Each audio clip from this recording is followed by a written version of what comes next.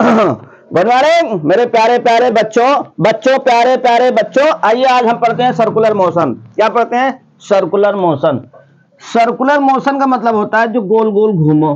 क्या करे भैया? गोल गोल घूमो। चाहे जैसे एक नायक एक नायिका के मतलब चारों तरफ गोल गोल घूमता है, चाहे एक गैया एक खूंटे से बंधी हुई गोल गोल घूमती है, और चाहे तुम लोग एक स्कूल के चारों तरफ गोल गोल घूमो। तुम लोग भी किसी घर के चारों तरफ गोल गोल घूमते हो कि नहीं घूमते हो? हाँ, हमें पता है घूमते हो। एक घर है ऊपर, ऐसे ऐसे देखते हुए ऐसे जाते हो, ऐसे ऐसे गोल गोल घूम रहे हो। हमें पता है तुम लोग आजकल पढ़ाई कम कर रहे हो, गोल गोल घूम रहे हो। तो गोल गोल घूमना है भैया। सर्कुलर का मतलब गोल गोल घूमना, चक्कर में कैसे गोल गोल, गोल मटोल, गोल गोल घूमना, घूमना। सर्कुलर का मतलब हुआ गोल गोल घूमना। आगे एक शब्द और लगा है, यूनिफॉर्म, मतलब लगातार, कांस्टेंट, नियत। तुम्हारी आदत बन गई है घर का चक्कर लगाना, रोज एक यूनिफॉर्म कांस्टेंट स्पीड से जाते हो तुम लोग, घर का चक्कर लगाते हो। यूनिफॉर्म, यूनिफॉर्म का मतलब हुआ नियत या कांस्टेंट। तो आज हम लोग पढ़ेंगे भैया circular motion, uniform circular motion. Uniform circular motion वैसे अगर देखा जाए तो गोल गोल जब घूमेंगे तो आप कुछ आगे भी जाएंगे और कुछ ऊपर भी जाएंगे, एक तरह से दो डायरेक्शन में, एक्स डायरेक्शन में भी और वाई डायरेक्शन में। देखो मान लो ये घर है भैया, क्या है? एक घर है। इस घर के मंजिल पे, पहले मंजिल पर आपको एक सुंदर हूर परी दिख रही है, सुंदर परी दिख रही है। आप यहां हैं तो आप ऐसे इधर की ओर जाएंगे, इसको देखते हुए ऐसे जाएंगे, ऐसे आएंगे, फिर ऐसे जाएंगे, फिर ऐसे आएंगे। देख लो, ये देखते हुए जाओगे, फिर ऐसे घूम के आओगे, घूम घूम के आ रहे हो ना, और एक कांस्टेंट स्पीड से जा रहे हो। इसका घर जो है क्या करेगा? एक सेंटर का काम करेगा। किसका काम करेगा भैया? सेंटर का। तो जब आप आगे की ओर जा रहे हो तो एक्स डायरेक्शन में, और जब इधर की ओर जा रहे हो इसका मतलब थोड़ा सा वाई डायरेक्शन में भी हो। तो जो सर्कुलर मोशन होता है, यूनिफॉर्म सर्कुलर मोशन होता है, ये 2D मोशन है। कैसा मोशन है भैया? 2D मोशन है। ये द्विविमीय गति है। कैसी गति भैया? द्विविमीय गति। सर्कुलर मोशन हिंदी में इसको बोलते हैं यूनिफॉर्म सर्कुलर मोशन, एक समान वृत्तीय गति। क्या बोलते हैं भैया? एक समान वृत्तीय गति। यूनिफॉर्म सर्कुलर मोशन को बोलते हैं एक समान वृत्तीय गति। 2D मोशन है, एक्स डायरेक्शन में भी होगा, वाई डायरेक्शन में होता है। ठीक, तो सर्कुलर पाथ पे अगर कांस्टेंट स्पीड से ट्रेवल करे तो उसे हम बोलते हैं यूनिफॉर्म सर्कुलर मोशन। मैं लिख दे रहा हूं भैया, डेफिनेशन समझना। when an object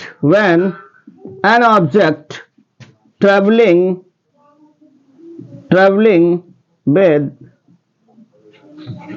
constant speed on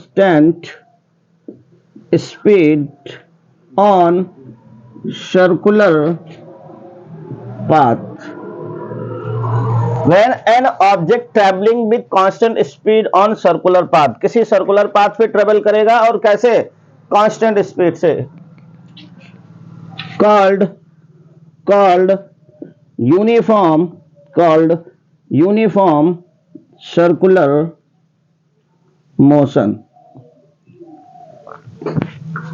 भैया हिंदी में देखो, जब कोई पिंड किसी निश्चित बिंदु के चारों तरफ एक नियत चाल से गति करता है, एक नियत चाल से गति करता है, तो उसकी गति को वृत्तीय गति कहते हैं। वृत्तीय गति कहते हैं। भैया यहाँ पे जब कोई पिंड किसी निश्चित बिंदु के चारों तरफ या निश्चित बिंदु को केंद्र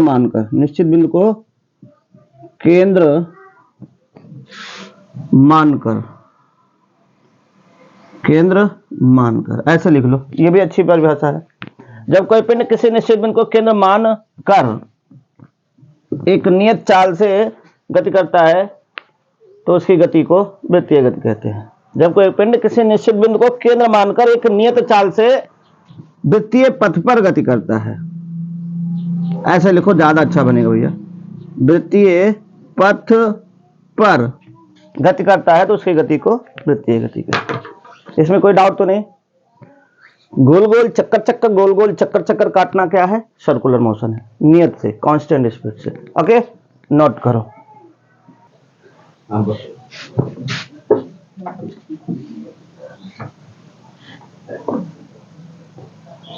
देखो भैया, आज आपको 3 नए टर्म सीखने हैं।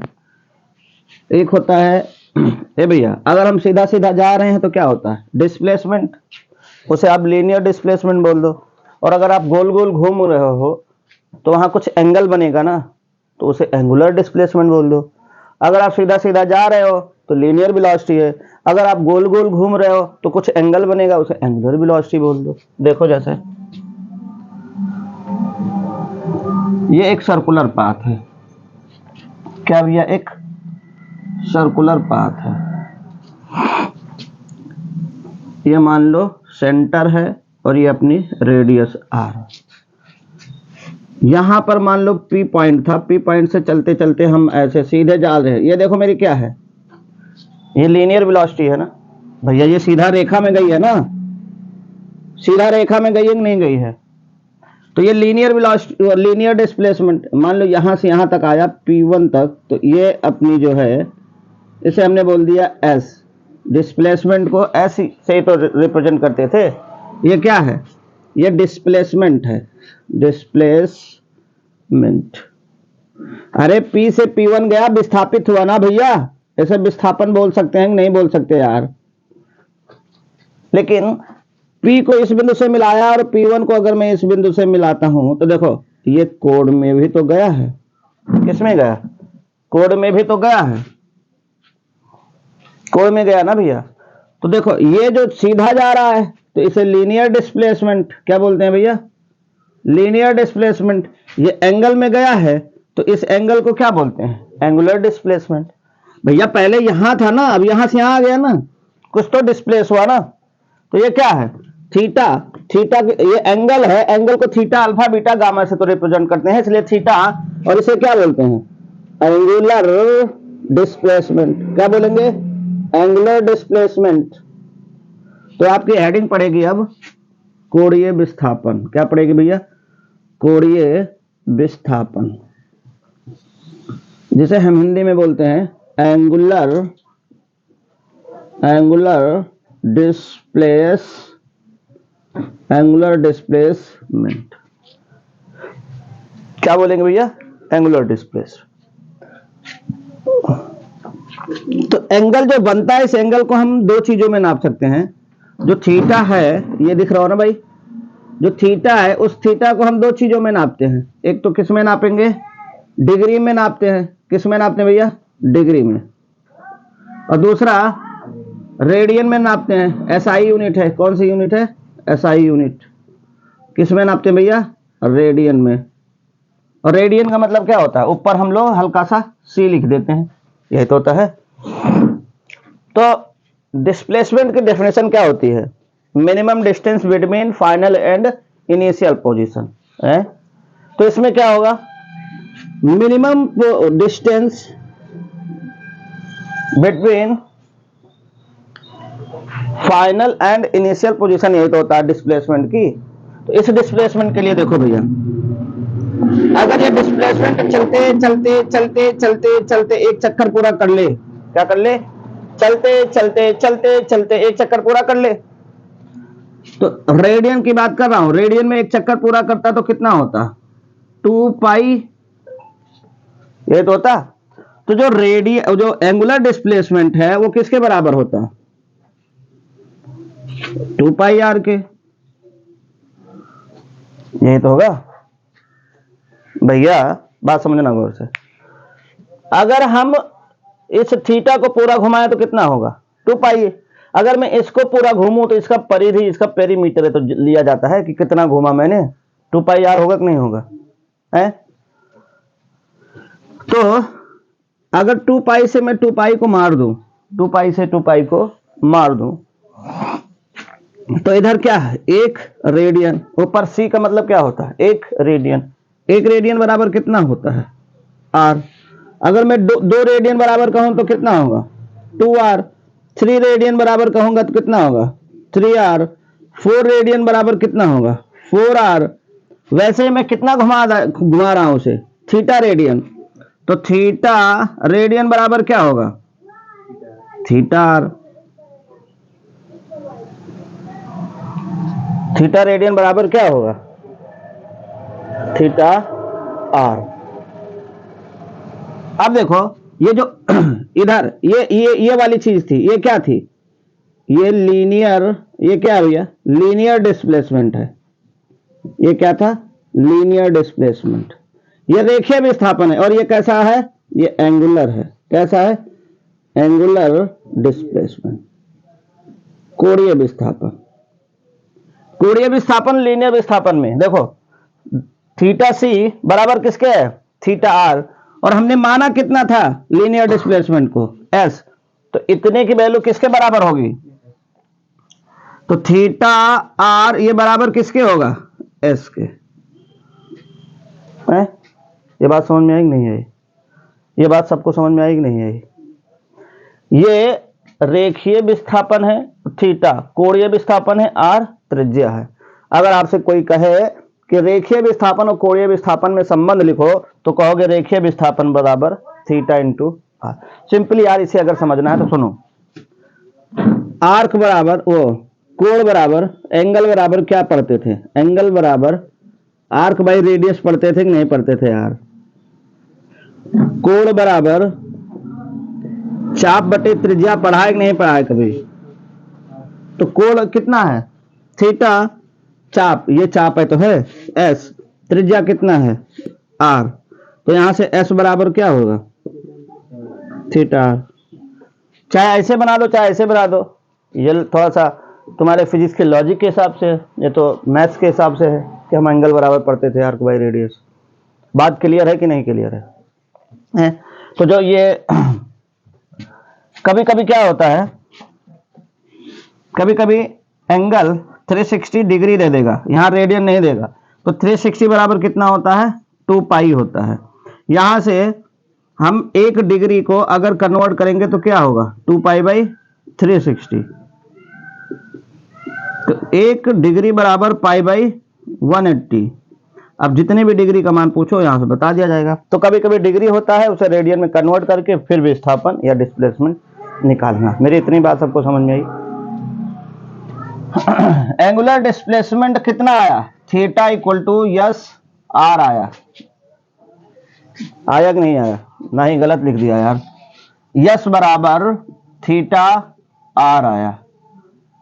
जो एंगुलर डिस्प्लेसमेंट होता है ये वेक्टर क्वांटिटी होती है। कैसी क्वांटिटी? Vector quantity. और जो वेक्टर होता है ये कैसा वेक्टर होता है? ये एक्सियल वेक्टर होता है। कैसा भैया? Axial vector. अक्षीय सदिश राशि क्या होती है भैया? ये अक्षीय सदिश राशि। ये अक्षीय सदिश राशि होती है। कहा कैसे? मैंने लिखा है क्या? एक स्केलर क्वांटिटी है, दिख रहा है ना? स्केलर क्वांटिटी है ना? ना यार, वेक्टर क्वांटिटी है यार। सदिश राशि है, और सदिश राशि का मतलब जिसके पास दिशा हो, वेक्टर क्वांटिटी। इसकी दिशा कैसे होती है?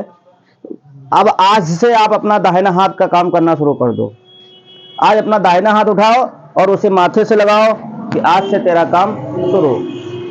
कैसे शुरू भैया? यहां पे हाथ रखो जहां से, अब वो जिस दिशा में जा रहा है, इस तरफ से जा रहा है ना, तो इस तरफ को घुमाओ, इस तरफ को घुमाओ। अंगूठा बाहर की ओर होगा ना, अंगूठा बाहर की ओर, ये अंगूठा बाहर की ओर। तो इसकी जो ये अक्ष होगी, इस अक्ष के इस अक्ष से बाहर की ओर एंगुलर डिस्प्लेसमेंट की दिशा होगी। ये अक्षीय, ये घूर्णन गति टाइप से कर रहा है। अगर ये ऐसे घूम रहा होता तो अंगूठा अंदर की ओर होता और इसकी डायरेक्शन डिस्प्लेसमेंट की अंदर की ओर होती है। यहां एक्सियल, ये अक्षीय सदिश है, इसकी दिशा किधर को है? बाहर को है, ठीक ना। ये अक्षीय सदिश होता है, इसकी डायरेक्शन जो है, इसकी जो डायरेक्शन होती है, इसका जो डायरेक्शन या जो दिशा होती है वो हम क्या करते हैं? राइट हैंड रूल से बताते हैं। किससे बताते हैं भैया? राइट हैंड रूल से। राइट हैंड रूल क्लियर है? जिस तरफ को जाए अपनी उंगलियों को उधर की तरफ मोड़ो और अंगूठा जो होगा वही इसकी दिशा होगी, ठीक। वेक्टर क्वांटिटी है और कौन सा स्पेशल वेक्टर है? इसे एक्सियल वेक्टर भी बोलते हैं, अक्षीय सदिश राशि है। और इसकी जो यूनिट है, यूनिट तो लिख लिया गया है, एक बार फिर लिख दे रहा हूं। एसआई यूनिट रेडियन है और इसकी डायमेंशन बीमा, ये एक ऐसी राशि होती है जिसकी राशि यूनिट भी है, मात्रक भी है, लेकिन डायमेंशन नहीं होता है। बाकी तो m0, l0, t0। इतनी बात ओके भैया? ओके है बाबू, छापो। एक मिनट, ए भैया, अगर डिग्री में दिया है तो रेडियन में कैसे कन्वर्ट करेंगे? ये दिया हुआ है, कभी कभी आ जाता है, नोट करो।